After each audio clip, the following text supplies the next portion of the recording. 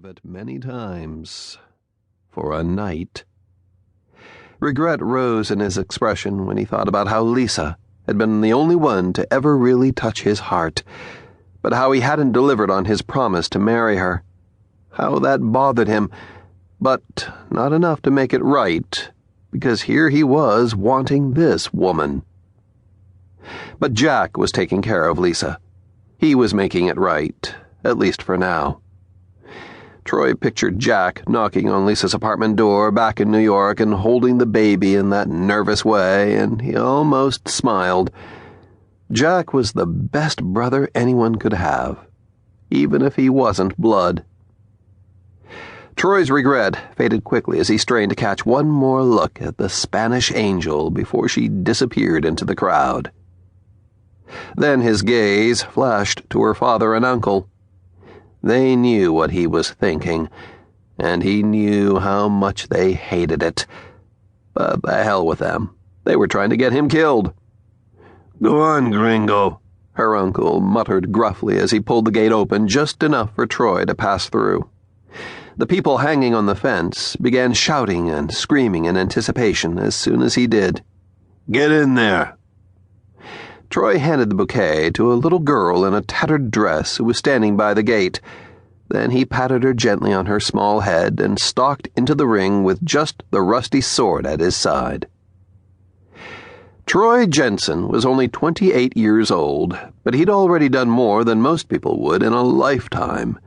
He had conquered the 7 summits by climbing the tallest mountain on every continent, including Everest. He'd circumnavigated the globe in a sailboat, alone, twice. He'd slipped into remote areas of Russia and Mongolia to fly fish for taimen, the world's largest and rarest trout, risking lengthy prison sentences by illegally crossing several remote borders. And now he was entering this makeshift ring in the slums of Nuevo Laredo to fight a frothing, wild-eyed bull in front of several hundred bloodthirsty spectators, all of whom, he figured, were betting on the bull. Back home in Connecticut, people were whispering that he was obsessed with the edge, and maybe he even had a death wish. So Troy knew it had come as no surprise to anyone when he had called a week ago to tell his mother, Cheryl, that he wasn't coming to Greenwich next month for Thanksgiving because he had joined the crew of an Alaskan crab boat. She was the Arctic Fire, and she was sailing out of Dutch Harbor for the season.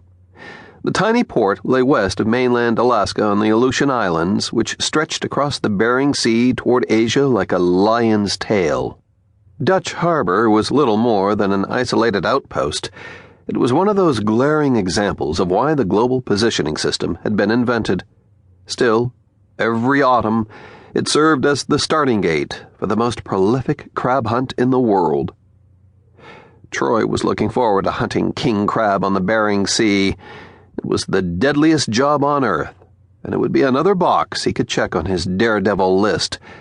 But first, he wanted that Spanish angel's kiss, and everything else that went with it. He gestured to the massive midnight black bull as it snorted furiously and tore at the bone-dry soil with its hoof. "Bring it on!" he shouted to the animal as the crowd roared. "Show me what you got!" And it did. It rushed him as soon as he yelled to it, picking up speed fast for such a huge animal. Troy dodged the long, sharp horns as the beast thundered by. But his expression turned steely as a cloud of dust swirled past an instant later. Plunging the rusty blade into the bull's neck with a kill thrust was going to be harder than he had anticipated. But that was fine, he told himself as he watched it wildly shake its head and turn to charge again. He didn't like easy. He never had. Nothing easy was really worth fighting for. His father, Bill, had taught him that a long time ago.